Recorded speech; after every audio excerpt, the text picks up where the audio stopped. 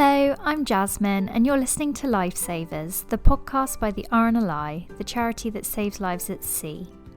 In this series, we've been delving into the lives of different volunteer crew members and lifeguards to find out exactly what it's like for them to be a lifesaver, and why they do it.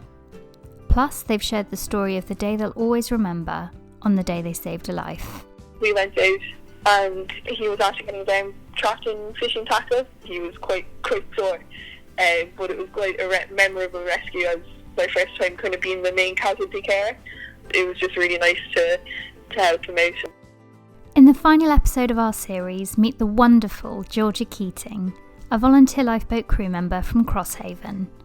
She got rescued by the RNLI twice in the same week, and as soon as she turned 17, she volunteered to join the crew. In this episode, we talk about the amazing friendships Georgia's made since joining the lifeboat crew, and why she's so happy she can be a role model for young girls to look up to. Beautifully, Georgia has asked this episode to be dedicated to her very own Granny Rose, because a lifesaver goes far beyond a volunteer in yellow. It takes a village to save lives at sea, and someone very special. If you've been inspired this series, why not find out how you could become a lifesaver too, from giving a donation to even becoming a volunteer. Visit rnli.org/Lifesavers podcast for more information. So now, let's hear from Georgia. Growing up, what's your relationship been like with the water? Have you always been around it? So where I live, I'm just literally down up the road from the beach. And when I was younger, my mum brought me and my dad brought me sailing. And I've always been swimming. Like my dad used to bring me swimming in the local hotel, so I used to go up there and go swimming with him. And then I started sailing when I was about 5, and ever since then now I've been doing it. And then when I was 17, I joined the crew in the RNLI, so yeah, I'm fairly stuck with it now. So yeah, because you did join really young, didn't you? What kind of first got you to discover the lifeboat crew and know that there was a station nearby? So I was down in West Cork sailing, and I ended up getting rescued twice in the same week. So when I came back home, I always kind of knew there was a station in the village, but I became more aware of it. And the lifeboat operations manager, Patsy, came up to my mum. They were talking down the village one day, and she said, "Oh, would she like to join?" And mum came back up and was like, "George, do you want to join?" And then when I turned 17, I decided to join. So that's amazing. So being rescued, what went through your mind during that? Well, you said you obviously got rescued twice, but what went through your mind when you got rescued the first time? Was it terrifying? It got quite worrying, but like once you saw the lifeboat coming, it was like, oh, thank God. So did you kind of still feel scared the second time around, or did you feel a little bit more secure because you knew that there was a lifeboat that could come and rescue you? Yeah, and the second time it wasn't, I was okay the second time mostly, but yeah, when the lifeboat came in again, they were just so helpful to us as well, so it was great. And was it literally that experience of being rescued that made you think you wanted to be on that side of it and volunteer to be on the crew? Yeah, I think that was one of the main factors, but also it just really interested me, like the whole life-saving thing. And even when I went into it, I didn't realise all the training I was going to get out of it. And I didn't realise how much I'd like it, but I just joined, and ever since I've been in it. So yeah, I think I was just attracted to it for everything that it was, really, the rescuing and helping people. So yeah. Do you remember the day that you signed up? What was that like? I remember I got a phone call off Keating. I went down, and one of my best friends that is in the lifeboat, we're still very good friends. We joined on the same day, so I remember going down and meeting her, and it was really nice. We went down and had a tour of the station, and the monthly meeting was on, so we have a monthly meeting on every month with all the crew, and we went down and we met everyone, and I remember just signing the paperwork, and then we had to go up there. We just had a look around the station. It was brilliant, and we got like shown how to do our short-crew stuff. I think myself and Jenna were on probation for about 6 months, and then we got put on to the crew, so it was quite quick that we were put on, but it was brilliant. So amazing. Had you guys known each other before you got to the station, or did you just become friends from being on the crew? So Jenna would be a few years older than me, but we kind of knew of each other in the village, because where we're from is really small. But no, we weren't like friends beforehand, and we're quite good friends now. Yeah, we're quite close now, and it's been really nice to have a friend in the lifeboat station like that. Like everyone's so friendly in there, but yeah, that's one friendship that stood out to me. So that's so nice. Yeah, definitely. And are you the youngest lifeboat crew member at your station? I used to be, but then two other girls joined that I would have known through sailing, and they were 17 when they joined as well, so now they're the two youngest. It's really good to have young people in the station, I think. Like it really helps, and it brings down the age of all the crew, so I think they're happy as well. Did you feel at all, having, being a young crew member yourself, and also the newer crew members who are coming in who are younger as well, do you ever feel like you have to prove yourself to an extent?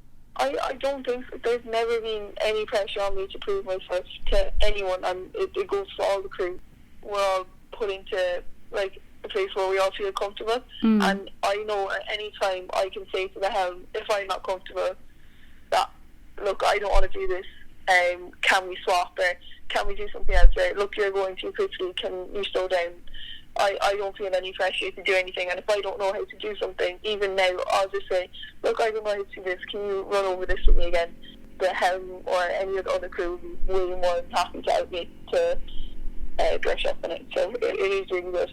That's brilliant. It sounds like you've gained quite a lot of confidence and being able to, to say when you need things to go slower, or if you're in a situation where you don't feel comfortable and you feel able to speak up. That's really good. Yeah, I think it definitely has helped me develop as a person joining the crew.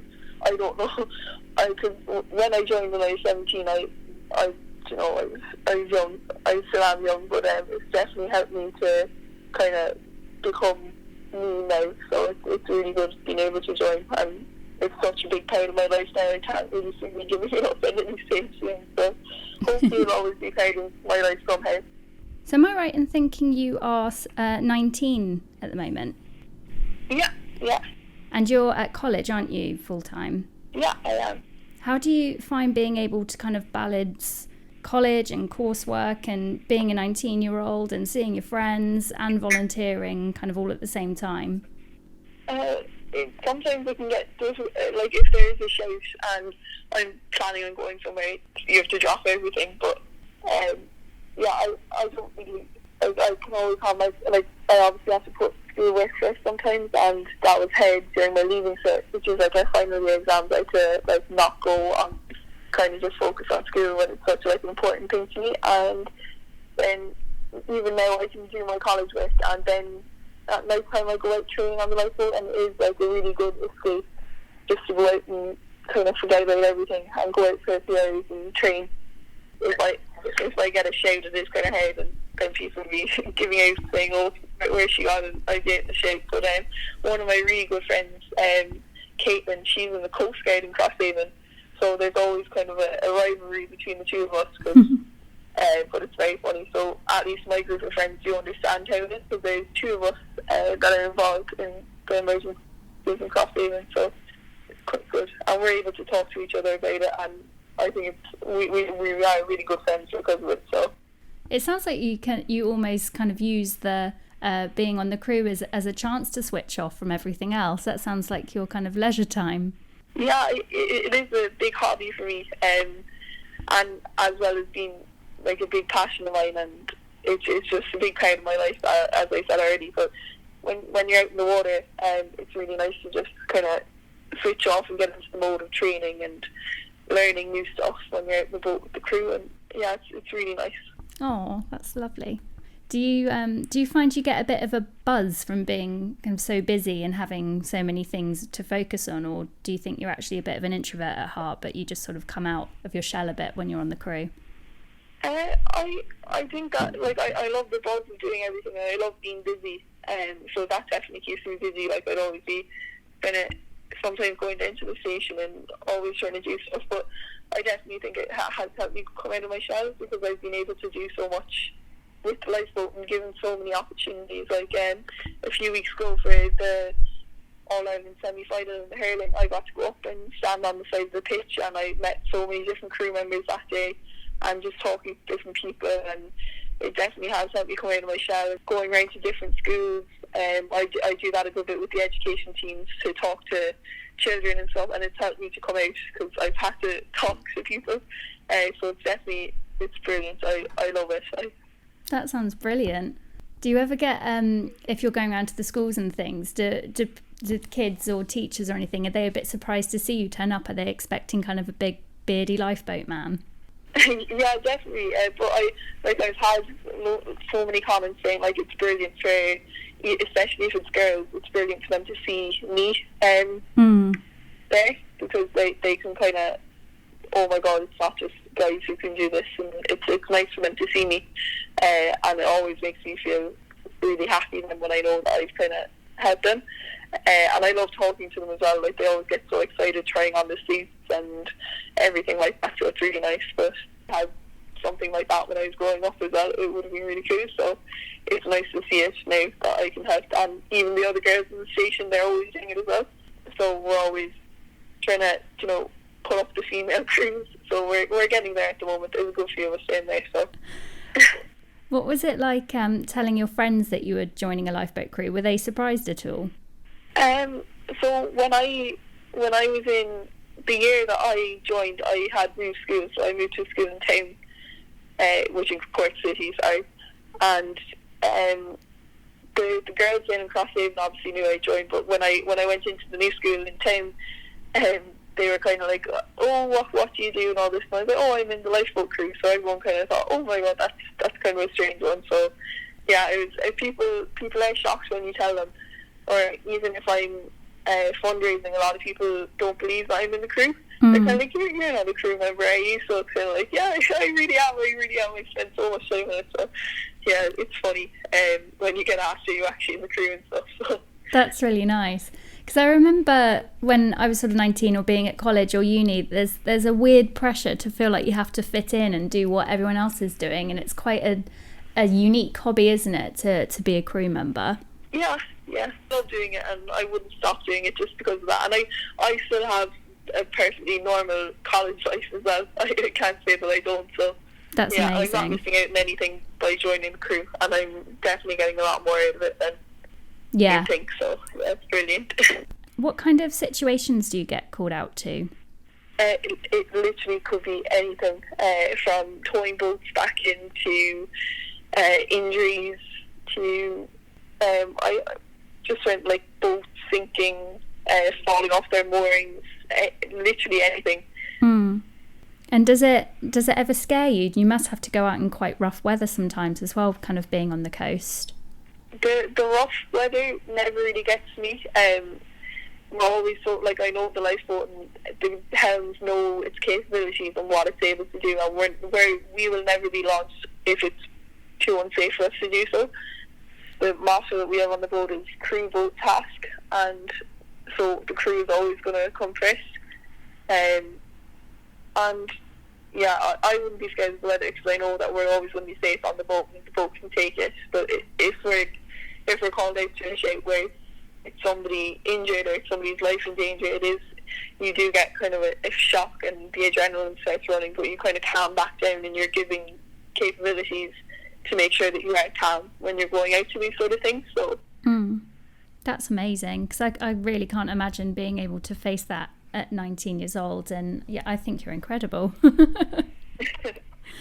I know from obviously from chats that we've had previously that you've had a really amazing rescue story that you always remember as the day you saved a life. Can you tell me what happened? So basically we got a shout, and I think it was a Thursday, it was around 11 o'clock, and we went out, and he was actually getting down trapped in fishing tackle. He was quite sore, but it was quite a memorable rescue, as my first time kind of being the main casualty carer. And we went out and I got onto the boat, and I got on with the first aid kit and we sat him down and just looked at his arm and tried to bandage it up as much as possible until the other care could get on. He helped me then, and we brought him into the station and waited for the ambulance to come, and it was just really nice to help him out. And he said thank you afterwards, and it was just a nice experience of a rescue. So, did you feel, if you were the first kind of casualty carer to go on and help him, was there any kind of pressure surrounding you at that point, or did you feel really ready for it? I was quite nervous going on, but I've done so many of the CAS care courses that I was kind of prepared for it, and I wasn't feeling as nervous as I thought I would have. So it was good. I knew what to do when I got there. What could have happened to him if you guys went there to help? He was bleeding quite a lot, so I think that would have been the main thing, that he would just bleed too much. So yeah, it could have turned really nasty. Yeah. Do you find it easy to leave anything stressful that happens on a rescue behind with you, or do you find you sometimes take it home and need to talk about it with family or friends? No, I think if there is anything that happens, we're always asked at the end of the rescue, is everyone okay? Does anyone need to talk about anything? And I think that we're always able to cope with it. There's nothing really gets taken from the station, and we're always offered help if we need it in the station, so it's really good. And I'd be able to talk to the crew or the helm or anyone down there to help me if I needed it. There's such a nice level of trust there, isn't there? Yeah. What for you are the highlights about volunteering? The amount of friends I've made through the lifeboat is brilliant, and just being down in the station, it's been something to do for me, and go out in the boat. I love the water, so, and the rescuing people, the adrenaline from that, and the sense of satisfaction from it. Going around to the schools and seeing all the kids so excited to see you, and I got to go up to the CH, which is Cork University Hospital, to the children's ward for Heroes Day, and to be considered one of the so-called heroes with the likes of people some people I really like Peter O'Mahony, who's an Irish rugby player, and there was just so many people there that I looked up to, that I was considered one of them in the hospital. So it was really nice, and the kids were just so excited to see me, and all the lifeboats, the guards, the firemen, the guide dogs. It was brilliant, and yeah, there's just so much that I get out of it that I really there's so much I can't explain that I get out of it. So. And I love that that you kind of got to be amongst the people that you look up to, and know that people are looking up to you too. That's so nice. Yeah. My last question for you. If you could speak to the Georgia before you joined the lifeboat crew, before you got rescued at sea when you were 17, what would you tell her, and what would you want her to know about the person you are now? I'd say I'm a lot more confident anyway. And that join the lifeboat crew. I'd say that would be the two things I'd say to her. Aww, that's if I nice. wasn't going to think about it, then yeah, I'd say. Oh, thank you so much for talking to me. I've really loved it, and it's really nice to hear what it's like for you. Yeah, definitely. Thank you so much, Georgia. No problem. Thank you so much to Georgia. I really loved chatting with her, and if you enjoyed it too, it would mean so much to us if you could give us a 5-star rating and review on iTunes. It will really help other people find our series and hear our stories. The RNLI is completely reliant on the generosity of the public. They don't receive any government funding, so every rescue is powered by the incredible support of people like you. Thank you so much for listening to this series of Lifesavers. We'll see you again soon.